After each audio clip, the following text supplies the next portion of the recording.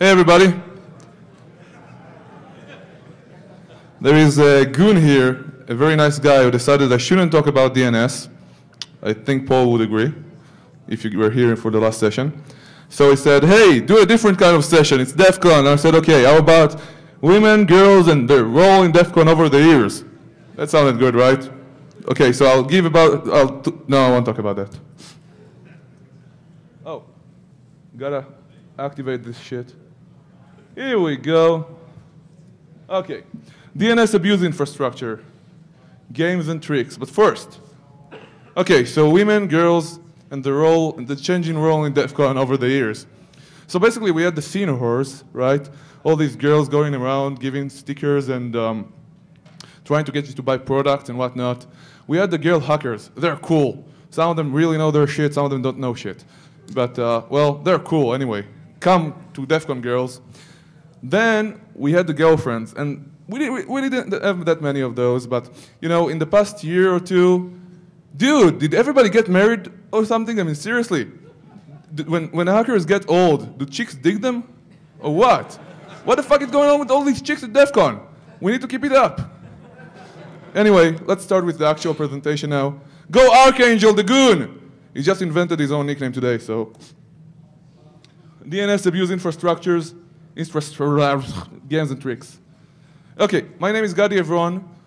I work for an Israeli security vendor called Beyond Security, and today I'm going to talk to you about, well, games and tricks. Now, contrary to common belief, I will not be talking to you about DNS. And I'll tell you why. Well, you guys will be shocked about what I'm going to talk to you. Any guesses? No, not girls. I don't know anything about girls. A what? A what? I'm afraid of Russians, I won't say that. Who? Oh yes, tubes and trucks. Yes, we'll talk about tubes and trucks. That joke is getting old, even for me. I mean, seriously. Okay, I'm going to talk to you, surprise, surprise, about botnets, and I believe this is the very first time that I agreed to talk on botnets directly. But since this is about DNS anyway, it won't be about botnets directly. Okay, enough blah, blah, blah. Actually, do you guys know what blat means in Russian? They just say blah, but it's blat and it's spelled B-L-Y-A-D. No? Well, depending on what level of Russian you can speak, it can be a connecting word that you say every second word. You can guess by yourselves what it means. What? Right. Okay, so we're not talking about DNS, we're talking botnets, phishing, what a surprise, yeah. Yes, botnets, what a surprise. Let's start. Okay, before we begin, let's talk about the TTL. I actually asked Paul to invent a line for me about TTL, and this is what he came up with because I was too stupid to come up with it on my own. But basically, the TTL is part of DNS itself. You can't do squat without it. That said, it works. Whatever you want to do, whatever attack you want to use, if you don't use the TTL ahead of schedule, set the settings for that ahead of schedule the way you want it to be, your attack probably won't be that successful. And it works very well both with the good guys and the bad guys, and that's basically what we're going to show. But what we're going to start with is the use of DNS, a little bit of it anyway, for botnets and phishing and, well, okay, I'm repeating myself again. Let's start. What kind of technologies do the bad guys have? There still are a lot of companies out there called dynamic DNS providers. What these guys basically do is provide with a often free service that lets you go to their site, register, and they will give you free DNS hosting, or give you a host in case you don't own a domain, whatever else, it's cool. These guys give it to you for free, and if you only have, say, a GeoCities website, or you only have a site at home, or you don't really have the hardware, the iron to put up your own DNS servers, these guys do an amazing service for the web. These guys are old news. Why do I say this?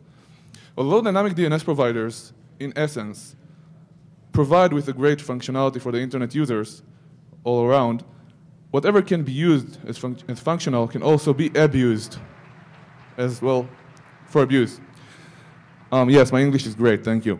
So what happened was that around the year 2004, well, that's when it started earlier than that, but around that time, what basically happened was that, it happened, and okay, I'll stop with this now, it's not funny. Bad guys would go register with a dynamic DNS provider and say, hey, look, dude, I want this RR record to point to this IP address. Do this for me, please. And they would say, sure, please, register with us. They would advertise this, say, host on their malware, on their viruses, worms, whatever you want to call them, so that whenever a Trojan horse, a worm, whatever, installed itself on your computer, it would go out and connect to the command and control server for the botnet. As you know, or you don't know, botnets are basically, a bot is basically a Trojan horse, meaning you have a computer that is completely owned as it is compromised, the attacker has complete control over it. That's Trojan horses, that's how these things work, duh. But multiply that by 1 million, multiply that by 10 million. These are the numbers we are talking about. And one of the ways of getting them was going after a centralized point. As going after one bot at a time is not really working. It might be just what we'll end up doing, but it's not really scalable, especially when some of the ISPs don't have the manpower or will to do that. And I'm not sure that's really their jobs anyway. So going after a centralized point that controls all of these bots is a pretty good idea. It's pretty neat. It doesn't work anymore because these botnets have become extremely smart, and we'll show that in a few minutes how they do it, so that if you kill the command control server, it doesn't help you. That said, dynamic DNS is great. Why? Because I take down that IP address. I take down that command and control server, the bot, sitting on your computer, on a million of computers, trying to connect to that command and control server, will not find it. That's amazing, right? Wrong. I'll go to the dynamic DNS provider, log into my account, go to the control of that particular host that the bot knows to connect to, and I'll change the IP address. Isn't that smart?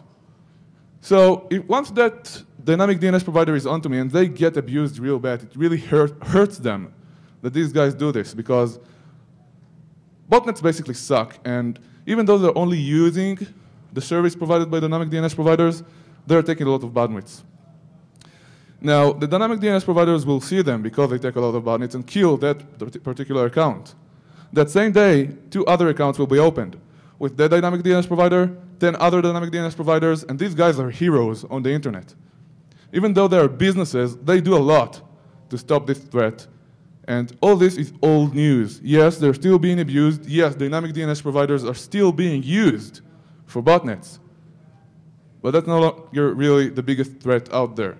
That was the beginning of how DNS was abused. Because before that, what you would do, you would find a command and control server, say in 1996.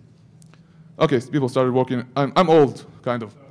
So people started working on this in 2004, 2003, and you'll find an IP address. From that, you'd somehow get to the RR record, and you'll try to find other RRs, because the bot itself, the Trojan horse, would store other hosts it can connect to. If one went down, it would go to the next. That said, the sample could be analyzed locally. So you would have all these hosts and could go after everything. Much like with games, computer games, network games, when the user profile was saved locally, in any security system at all, but computer games are a good example, they could be hacked. Hacking became a lot more difficult. I wish Luigi was here, he's cool. Hacking became a lot more difficult because the user information was saved on the remote server. That's what these DNS records mean. And when this could be changed very, very quickly, we had some trouble with that. Now, okay, we just covered that. Multihoming. Now, I didn't even know it's called multihoming or multi-homing. I don't know how you guys pronounce it. But basically, that means you have a lot of A records, or when you search for, say, blood or iownyourass.example.com. Oh, come on, that's one of the more boring names. You really have to see some of the hosts the botnet controllers are using sometimes. Hey guys, I know you're in here somewhere. Do you speak Russian? Blat. No? Okay. So An ex-girlfriend of mine is Russian. I love Russians. The 6th of Israel is Russian. Seriously, I love Russians. This is just something I have against the Russian mob, okay? So basically, when you would look for the record, when you will look for the host, you will find 10 IP addresses, 13 IP addresses, and you have to take down each and every of these IP addresses, each and every compromised IRC server, or specially put their IRC server that was used with the CNC as a command and control server in order to get rid of the botnet. That meant you had to run after a lot more ISPs all around the world to get rid of just one point of control. That got a little bit more complicated. And at this point in time, we said, hey, you know, guys, we can do this. I mean, we know we're doing something bad because whenever you push the bad guys, and again, bad guys for me are not black hats. Bad guys for me are people who steal your mother's money, or people who steal your thesis, people who destroy your computer, or people who steal your grandma's money. Okay, you get the point, the mob. People who do real crime online. And things were pretty nice then because we could kill the command and control servers. We could, with one coordinated strike, bring down a botnet of 500K hosts. Okay, and that was 3 years ago. We had one of 250Ks. I believe David Dagon was involved with that back then, and David Ulovich from Every DNS. That's a test case they often show. Life was good back then, but we pushed the bad guys to evolve. Just like with spam. You ignore the problem when it's small. You ignore it when it's not bothering you, when the cost of dealing with it is not worth it because you don't lose that much. 2 or 3 years later, it's too late. And you enter a never-ending war that's basically reactive. And when you do something, the bad guys invent a new technology because they have a return on investment that they don't want to lose. If you get into their business, they will find a way to get their business back. So they will invent new technologies to do that. So that's multi-homing, and that was the good life. Fast Flux. Fast Flux is something that's been around for a while. There are several people who can tell you about examples of this with worms from several years ago, who kept changing IP addresses at an alarming rate. That said, it was brought to the fore. Again, it was used just by a few worms 3 years ago, 4 years ago, 2 years ago. There is a girl was called April Lorenzen, who has done a lot of work in this area, and she deserves a lot of the credit. Now, Fast Flux basically means is that you'll take the A record, okay? You'll set a really low TTL, and within a day, for example, in the better cases, that IP address would be somewhere else entirely.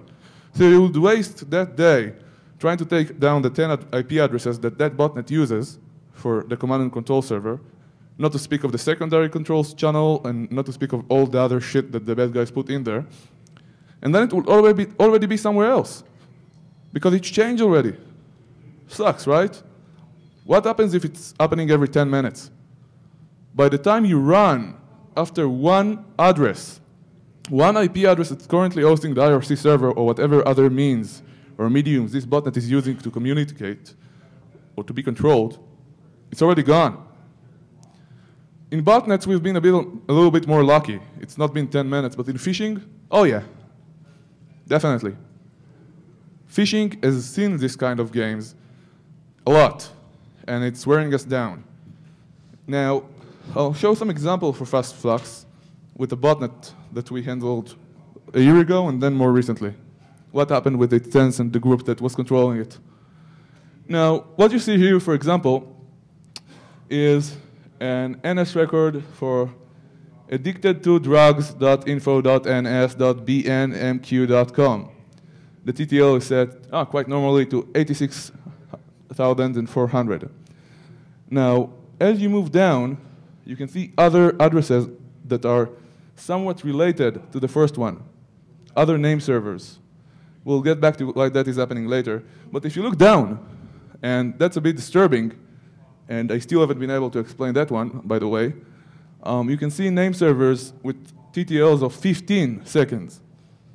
Dude, 15 seconds? I mean, that's a DDoS by itself, right? The bots keep checking for what the fuck is the host. I can't hear you. You're probably right, you're probably very smart, but I can't hear you. Please go to the mic. Won't most resolvers just ignore TTLs that small? Probably. Okay. Like I said, I haven't been able to figure the 15 seconds part, but you know. As we go down, you can see other examples here, and what's amazing really. Oh, okay, I'll explain why I skipped the ad here. Okay, my slides are a little bit confusing. Allow me to go ahead with them and explain something else, and we'll get back to the examples in a second. I can't really give you live examples with botnets that are running right now and show you how we track them down using DNS tricks because, well, my screen isn't working, but oh well, there's enough info here. The bad guys use other type of Fast Flux, which is called NS Fast Flux. Now imagine you don't play with the A record anymore. You don't move the A record around. You move the name server around. Okay? Imagine every day, the name server itself just switches an IP address. Imagine in spam, okay, that you would go out there, register a domain. When you register it, you put it on, say, ns3.google.com and ns4.google.com. These don't really have any traffic as far as I know, but I may be wrong. And then you change it to something real, the domain, to point to real name servers. You wait a little while, you send out your spam run, spam everybody and their brothers, and get it back to google.com. How do you find what was used to spam with? You look at the domain and you have no idea what was used. You see Google. Hey, what's going on here? These guys are starting to hide themselves because we got ahead of the game again. We started to think, hey, they're moving very fast. We'll have to move very fast too. So once again, whack-a-mole. Let's run after every IP address out there as it changes on the spot, on the fly. Sounds good, right? Well, let's do it with name servers. But the problem with name servers is they're a little bit harder to replace than domains. A spammer can go out there and buy, say, 5K domains for fun, throw away domains, and move on to the next domain. A name server is the real server. It's not that complicated, but it's a little bit more complicated than just using another domain, you know, kinda. So that's the difference between regular Fast Flux and name server Fast Flux. It's just another record, but people often confuse that. Now, let's take a look at this example, and we'll get to the examples I intended to show earlier. I was getting ahead of myself. YP, whatever, blah, blah, blah.com. This is Randy Vaughn's kind of writing, by the way, so I have no idea what he wants from me. It's an odd duck. There is a group called OMG, as in, oh my God, I think, but I don't want to know what it means if it's not that. And they really bounced around. I don't know what cats with masking tape on their toes means. Okay. Now, they used ns.znet.cn and ns.zenetdns.com. Now, the A record only used in 120 TTL, and yes, that worked in most cases. Shouldn't it? You seem to know about DNS. What do you think? You asked the question, where are you?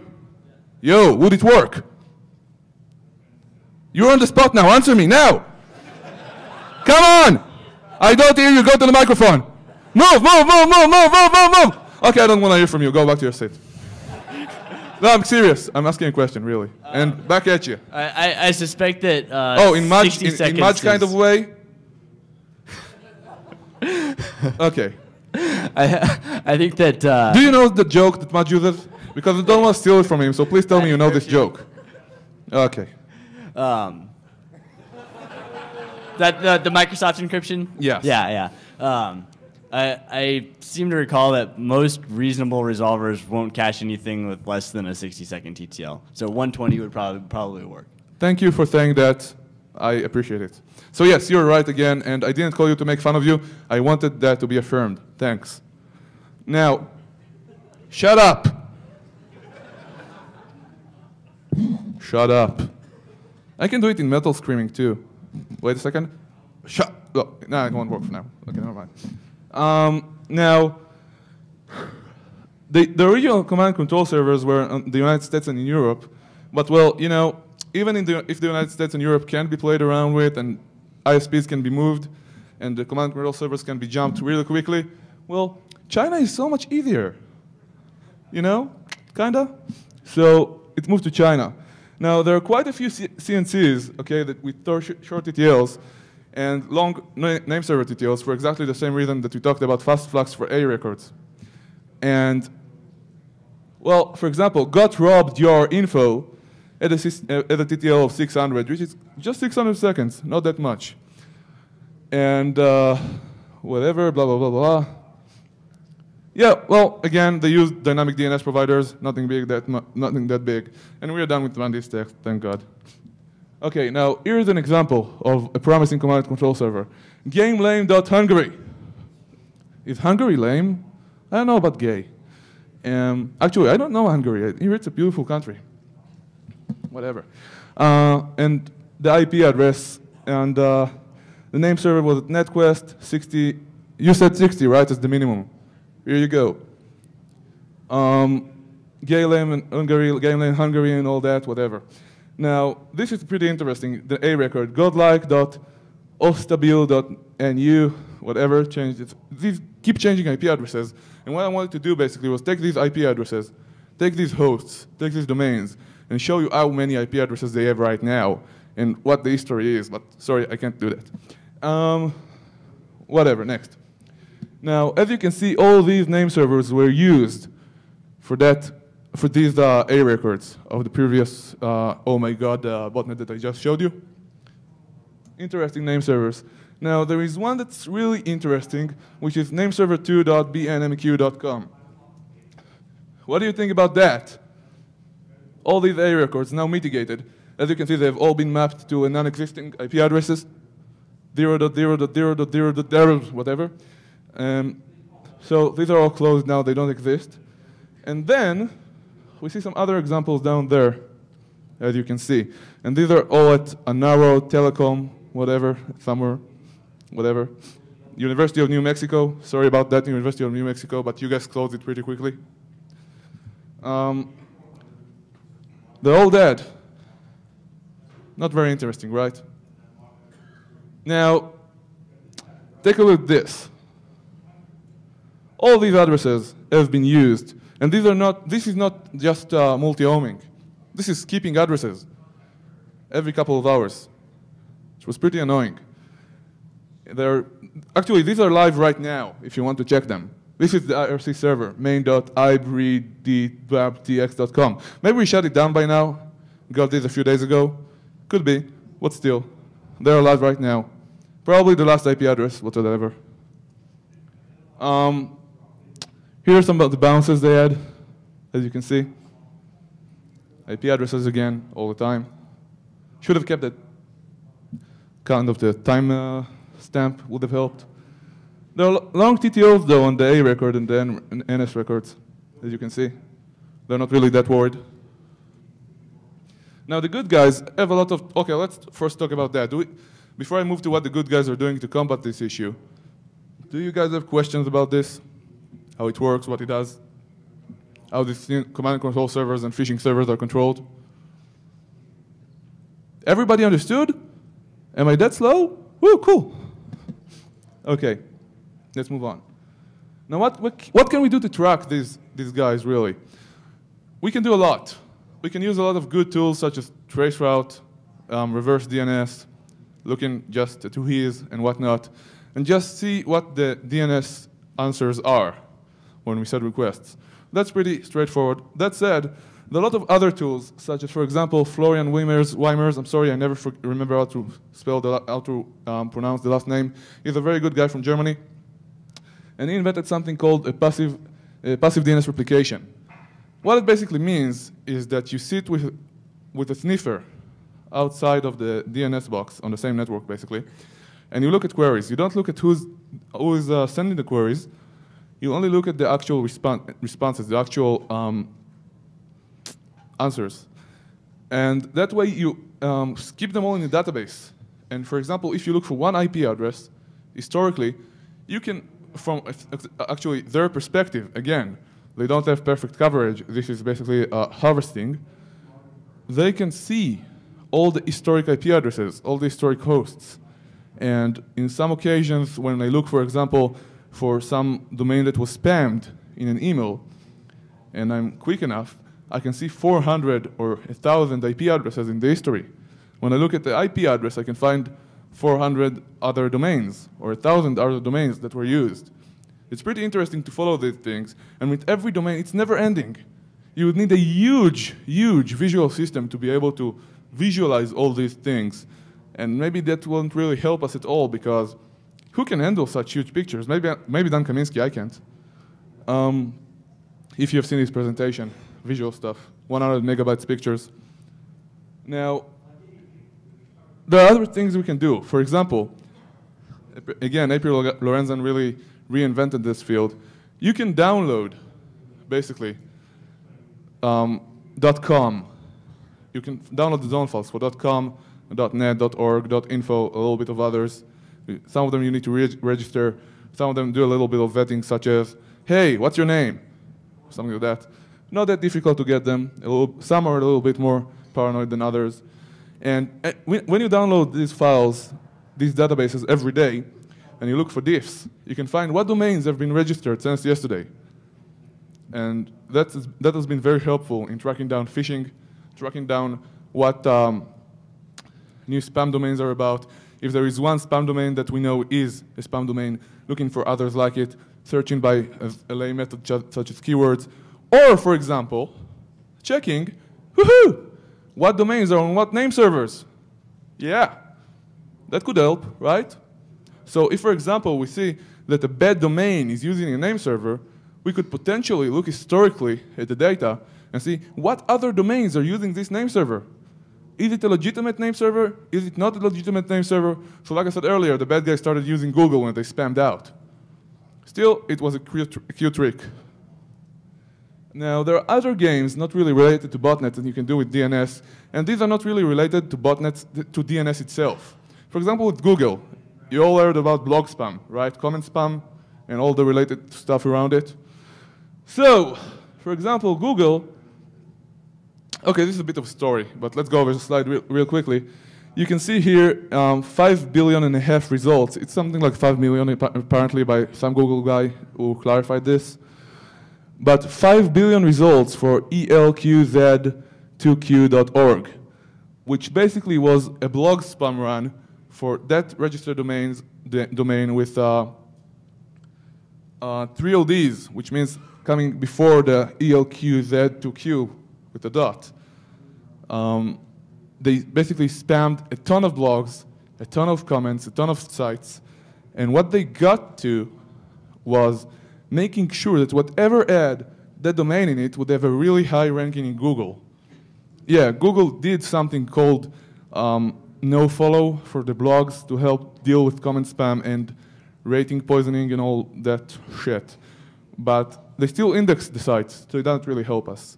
So, for example, an unrelated system, and unrelated to DNS in any way, well, in almost any way, and it's still the way they archive DNS entries, the way they archive sites, was abused.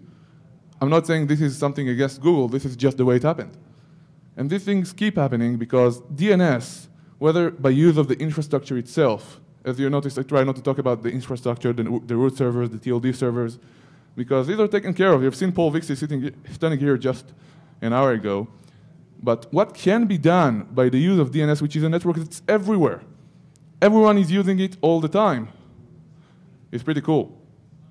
For example, if you want to hijack a site, right, that's not beyond reason that you will be able to do it. There are far easier ways to get users to go to a malicious web page and get installed with a lot of spyware.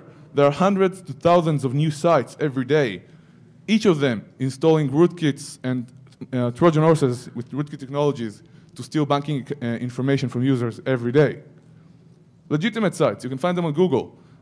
Still, you don't really need to hack a DNS server or to do some trick to do all this. If you already have a Trojan horse on the machine, go to the hosts file, put in www.google.com and point it to your own server, and you will serve spyware.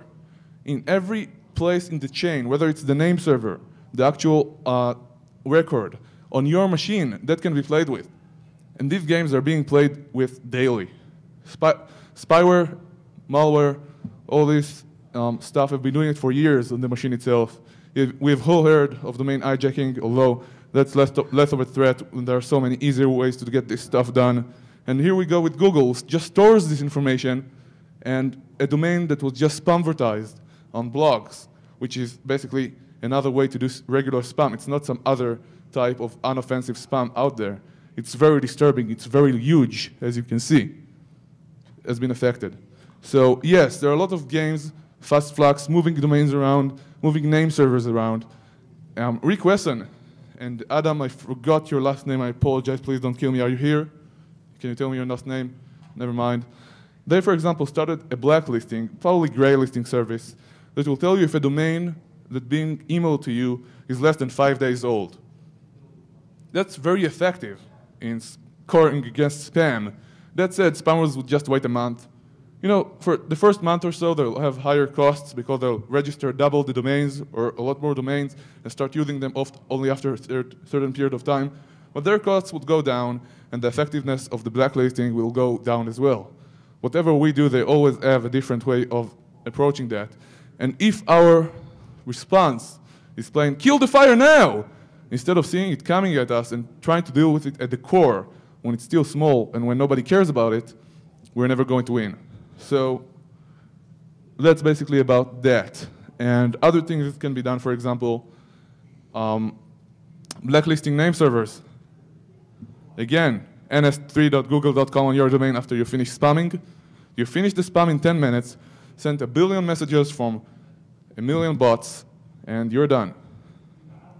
Now, we have about 10 or a little bit more minutes to hear questions about all these issues out. Botnets, phishing, and everything else uses DNS. I would love to hear your questions. Or not. Thanks, guys.